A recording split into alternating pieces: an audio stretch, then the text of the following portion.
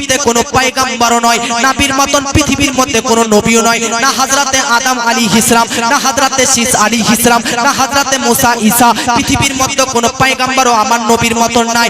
আজকে যারা বাতিলপন্থীরা নবীকে নিজের মতন বলতে থাকে, নিজের মতন বলতে থাকে, আমি তাদেরকে বলি তোদের নবীকে নিজের মতন বলতেছি, নবী আমাদের মতন কোন অ্যাঙ্গেলে কোন দিক দিয়েই আমাদের মতন নয়। নবীর নামাজ আলাদা, আমাদের নামাজ আলাদা। কেন?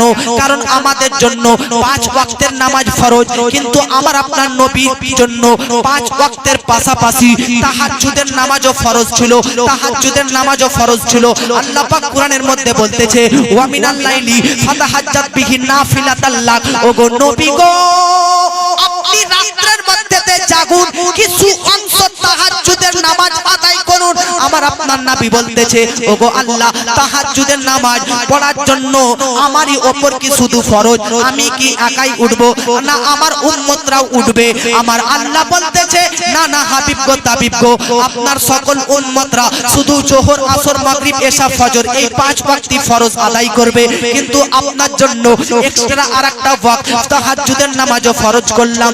তবে হ্যাঁ, যারা আপনার উম্মতরা তাহাজ্জুদের নামাজ পড়বে, তাহাজ্জুদের নামাজ পড়বে ফরজ মনে করে নয়, ফরজ ভেবে নয়, বরং তোমার সুন্নাত ভেবে তাহাজ্জুদের নামাজ আদায় করবে। এ মুসলমান, আপনার প্রতি 5 ওয়াক্তের নামাজ ফরজ, কিন্তু দয়ার নবী আকা মুস্তাফার প্রতি 6 ওয়াক্তের নামাজ ফরজ। আপনার নামাজ নবীর নামাজ যদি সমান না হয়, তাহলে আপনি আর নবী কিভাবে সম্ভব হবেন? কিভাবে তুলনা হতে পারে? কিভাবে আপনার মতন হতে পারে? আপনি কালমা, আপনার কালমা আর নবীর কালমা সমান নয়। আপনি কিভাবে কালমা পড়েন? লা ইলাহা ইল্লাল্লাহু মুহাম্মাদুর রাসূলুল্লাহ, এটা আপনার কালমা, এইভাবে আপনি কালমা পড়েন। কিন্তু আমার নবীজির কালমা কি জানেন? আমার নবী কিভাবে কালমা পড়তেন? এইভাবে লা ইলাহা ইল্লাল্লাহ ইন্নী রাসূলুল্লাহ আনা রাসূলুল্লাহ ইন্নী রাসূলুল্লাহ। আপনার জন্য লা ইলাহা ইল্লাল্লাহ মুহাম্মাদুর রাসূলুল্লাহ, নবীর জন্য লা ইলাহা ইল্লাল্লাহ ইন্নী রাসূলুল্লাহ। তাহলে আপনার কালেমা নবীর কালেমা সমান নয়, এক নয়। যদি আপনার কালিমা নবীর কালেমার সঙ্গে মেল না খায়, তাহলে আপনার আর নবীর সঙ্গে মেল খাবে কিভাবে? ওগো বাপজি গো, শুধু তাই নয়, আপনার কালমা যেমন নবীর মতন নয়, তেমন আপনার রোজাও নবীর মতন নয়। আপনার রোজা নবীর রোজা নয়। বিরাদারনে মিল্লাত ইসলামিয়া, কেন কেন? কারণ নবীজি রোজা রাখতে আরম্ভ করলেন। আপনারা কিভাবে রোজা রাখেন? সেহরি খান, আজকে ভোরের আগে উঠেন, 3টার সময় উঠেন, 4টার সময় আছেন, 1 প্লেট বিরিয়ানি খেলেন, মুড়ি খেলেন, রুটি খেলেন, সাহারি করলেন, আবার 12 ঘন্টা পর সন্ধ্যা বেলাতে ইফতার করেন। এটা হচ্ছে আপনার রোজা, এটা হচ্ছে আপনার রোজা। সেহরি ইফতার তাহারি না খান, আপনি যদি ইফতার না করেন, তাহলে আপনার রোজা কমপ্লিট হবে না, রোজা সম্পূর্ণ হবে না। কিন্তু আমার নবীজি সাহারিও খেতেন না, ইফতারও করতেন না, কন্টিনিউ মাসের পর মাস, 7 দিনের পর 7 দিন, সপ্তাহের পর সপ্তাহ সাহারি না খেয়ে, ইফতার না করে নবীজি রোজা আদায় করতেন। জোরে বলেন। তাহলে আপনি সাহারি খেয়ে, ইফতার খেয়ে রোজা আদায় করেন, কিন্তু আমার আপনার নবী মাসের পর মাস, সপ্তাহের পর সপ্তাহ, দিনের পর দিন সাহারি না খেয়ে, ইফতার না করে রোজা আদায় করতেন। আপনারা জানেন বেরাদার, নবী যেটা করতেন সাহাবায়ে কেরামও সেটা করার চেষ্টা করতেন। যেমন আমার নবী সাহারি না খেয়ে, ইফতার না খেয়ে রোজা রাখতেছেন, তেমন তার সাহাবীরাও নবীর দেখা দেখি তারাও সাহারি খায় না, তারাও ইফতার করে না, রোজা রাখতে আরম্ভ করলেন। 2-3 দিন পেরিয়ে যায়, কোন সাহাবীরা বেরাদার সাহারি খায় না, ইফতার করে না। কেন? কারণ নবী সাহারি খায় না, ইফতার করে না।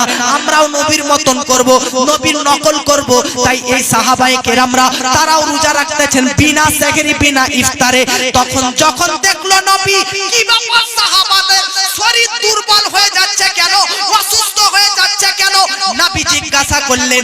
সাহাবারা উত্তর দিল, হুজুর গো, হুজুর গো, আমরা রোজা রাখতেছি আপনার মতন, যেমন আপনি সাহারি খান না, ইফতার করেন না, আমরাও দিনের পর দিন কয়েকদিন ধরে রোজা আদায় করতেছি, সাহারি করি না, ইফতারও করি না।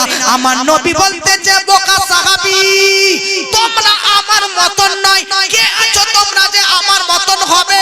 আরে তোমরা সাহারি না করলে, ইফতার না করলে কোনো ব্যাপার নাই, কেউ খাওয়াবে না, তোমরা দুর্বল হয়ে পড়বে। কিন্তু আমি দুনিয়ার মধ্যে সাহারি ইফতার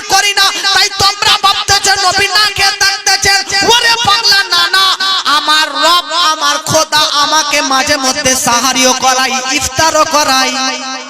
জোরে বলেন। আপনার স্ত্রী, আপনার মেয়ে, আপনার ভাই আপনাকে সন্ধ্যা বেলাতে ইফতারের ব্যবস্থা করে দেয়, আর বিরাদার ভোর বেলাতে সাহারির ব্যবস্থা করে দেয়, আর আপনি বলতেছেন নবী আমার মতন, নবীর সাহারির ব্যবস্থা, নবীর ইফতারের ব্যবস্থা স্বয়ং খোদা করে দেয়। জোরে বলেন। বেরাদার, তাহলে নাবির নামাজ, নাবির কালমা, নাবির রোজা, নাবির বেরাদার রোজা আপনার মতন নয়। ওরে পাগলা রে, আপনাদের প্রতি যদি ধন সম্পদ মেলা থাকে, যাকাত ফরজ কিনা? ইসলামের রুকুন কয়টা? ইসলামের স্তম্ভ কয়টা? পাঁচটা না? পাঁচটা কি কি? কালমা, নামাজ, রোজা, হজ, যাকাত, পাঁচটা। আপনাদের জন্য ইসলামের খুঁটি, ইসলামের স্তম্ভ পাঁচটি, কিন্তু আমার আপনার নবীর জন্য চারটি। জোরে বলে। কেন? নবীর জন্য নামাজ ছিল, রোজা ছিল, হজ ছিল, কালমা ছিল, ঈমান ছিল, সবই ছিল, কিন্তু এক্সট্রা যাকাত আপনাদের প্রতি ফরজ, কিন্তু আমার আপনার নবীর প্রতি যাকাত ফরজ ছিল না। জোরে বলে। তাহলে আপনার জন্য ইসলামের খুঁটি, ইসলামের স্তম্ভ পাঁচটি, নবীর জন্য কয়টি? চারটি। তাহলে আপনি কি নবীর মতন? আপনার ইসলামের স্তম্ভ যদি আপনার সঙ্গে নবীর মেল না খায়, তাহলে আপনি আর নবী কি মেল হবে? মেল হবে না। একটা কথা বলেন তো বেরাদার, আপনি মারা যাওয়ার পর আপনার স্ত্রী অন্য ছেলেকে বিয়ে করতে পারবে কি পারবে না? পারবে কি পারবে না? পারবে কি পারবে না? কিন্তু মশলা শুনে নিন, আজ মানলো কাল বিয়ে করতে পারবে না, এক সপ্তাহ পর বিয়ে করতে পারবে না, এক মাস পর বিয়ে করতে পারবে। এটা মশলা তো জানতে হবে। স্বামী মারা যাবার পর স্ত্রী কতদিন পর অন্য জায়গাতে বিয়ে করতে পারবে? স্বামী মরার 4 মাস 10 দিন পর। কতদিন পর? স্বামী মারা যাবার 4 মাস 10 দিন পর। আর যদি স্বামী মারা না যায়, তালাক দিয়ে দেয়, ডিভোর্স দেয়, তাহলে ডিভোর্সের কতদিন পর বিয়ে করতে পারবে? এটাও তো জানা দরকার। ডিভোর্সের 3 মাস পর, 3 হাইস। কতদিন পর? 3 মাস পর। এখনকার মেয়েরা আর কি ডিভোর্স দেওয়ার পর 3 মাস ওয়েট করে? বাবা রে, 2 মাসের মধ্যে হাওয়া। এখনকার মেয়ে কিছু কিছু আছে, একটা স্বামী মারা গিয়েছিল তো 1 মাস পরে আবার অন্য জনের সঙ্গে হাওয়া, বোম্বাই। হয় কি হয় না? আর কিছু কিছু নির্লজ্জ বেহায়া, দেখে আমি মুসলমান বলি না, এরা স্বামী থাকতে আর একটা ছেলের সাথে পালিয়ে যায় গো। না বাবা বলেছে বিবাহ করে নিয়েছে ওকে, আর বিবাহ কি জায়েজ হবে? আরে প্রথম স্বামী ওর সঙ্গে তখন বিবাহ বন্ধনে জড়িত আছে, এখনো স্বামী তালাক দেয়নি। স্বামী যদি তালাক না দেয়, তাহলে কি বিবাহ ভাঙবে? এটা সরকার আইন বানিয়েছে, ওই রেজিস্ট্রি করার খাতাতে যে মেয়েরাও তালাক দিতে পারবে, কিন্তু ইসলামিক আইন এটা নয়। ইসলামিক আইন তালাক দেওয়ার অধিকার একমাত্র কাদের? পুরুষদের। কাদের? পুরুষদের, ছেলেদের। তাহলে ছেলে এখনো ডিভোর্স দেয়নি, তালাক দেয়নি, আর আপনি অন্য ছেলের সাথে পালিয়ে গিয়ে বিয়ে করতেছে। কসম খোদার বলতেছি, ইমাম সাহেব যে বিয়ে পড়িয়েছে, আপনি যেহেতু এখনো মেয়েটা বিবাহিত আর আপনার বিয়ে আবার অন্য ছেলের সাথে পড়াচ্ছে, ইমাম সাহেব যদি জেনে বুঝে করায়, তো ইমাম সাহেবের স্ত্রীর সঙ্গে তালাক হয়ে যাবে। হবে না? আরে ইমাম তো জানে যে আর এখনো বিবাহ ভাঙেনি, তালাক হয়নি, তাহলে বিয়ে পড়ালো কেন? কখনো স্বামীর ঘর সংসার করতে করতে যে মেয়ে পালিয়ে যায়নি, অন্য জায়গায় বিয়ে করে, হ্যাঁ, তার বিবাহ জায়েজ হবে, তার বিবাহ বৈধ হবে, তার বিবাহ হালাল হবে? হবে না। আপনার যদি পছন্দ না হয় প্রথম পক্ষের স্বামীকে, যদি মেলামেশা না হয়, অ্যাডজাস্ট না হয়, তাহলে আপনি আপনার পরিবারকে জানান, ফ্যামিলিকে জানান, সবকে জানান, একটা মিটিং আলোচনা করেন, তারপর তালাক নিন। তালাক নেওয়ার সিস্টেম বদাবদ তালাক তালাক তালাক নয়, 3 মাসে একটা একটা করে 3 তালাক দিবেন, এটা নিয়ম। তাহলে দেখুন সংসার আপনার ডিভোর্স নিতে টাইম, তালাক দিচ্ছে প্রথম মাসে 1 তালাক, দ্বিতীয় মাসে 1 তালাক, তৃতীয় মাসে 3 তালাক হলো। তালাকের পর আবার ক মাস ওয়েট করতে হবে বললাম? 3 মাস। আবার কবার? তাহলে টোটালি আপনার যদি এই স্বামীটাকে পছন্দ না হয়, তাহলে 6 মাস পর বিবাহ করা আপনার জন্য জায়েজ নয়। আর যদি আপনি সুন্নত অনুযায়ী তালাক না নিতে চান, তাহলে একবারে যদি তালাক দিয়ে দেন ফটাফট 3 তালাক, তাও হয়ে যাবে, তবে এটা জায়েজ নেই। নিয়ম হচ্ছে 3 মাসে 3টা তালাক দেওয়া। তাহলে যদি আপনি হারাম অনুযায়ী চলেন, তবুও তালাক দেওয়ার পর 3 মাস ওয়েট করবেন, তারপর বিয়ে করতে পারবেন।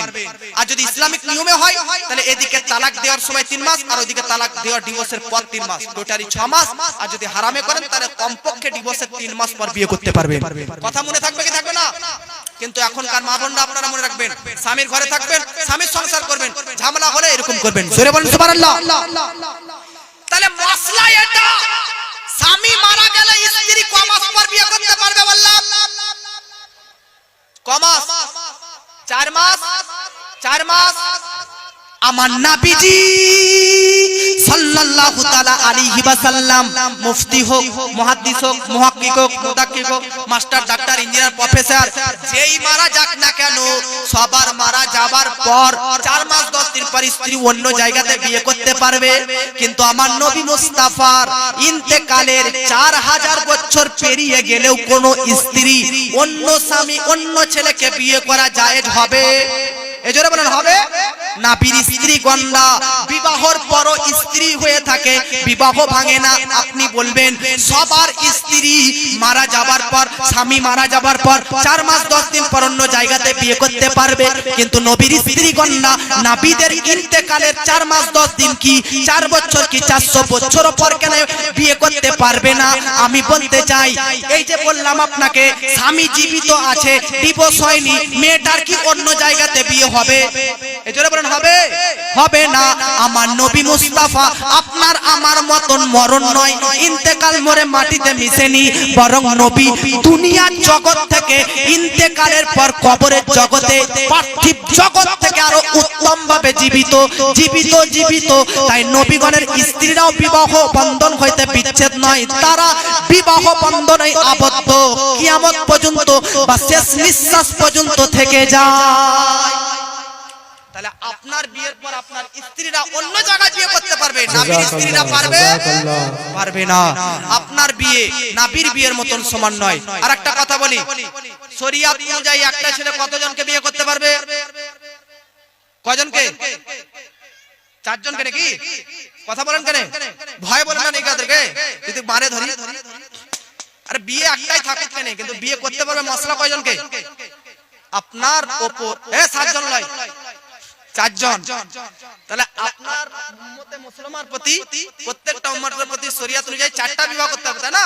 কিন্তু আমার আপনার নবীর জন্য আল্লাহ পাক বলছে তুরজি মান তাসাউ, আপনার যত ইচ্ছা বিয়ে করতে পারেন, যাকে ইচ্ছা তাকে ছাড়তেও পারে। এজন্য আমার নবীর স্ত্রী কতজন? কতজন নবীর স্ত্রী? 11 জন।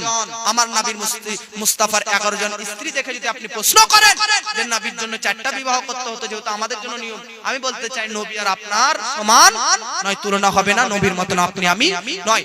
এরকম ভাবে বহু বক্তব্য রয়েছে, নবী আমার মতন নয়।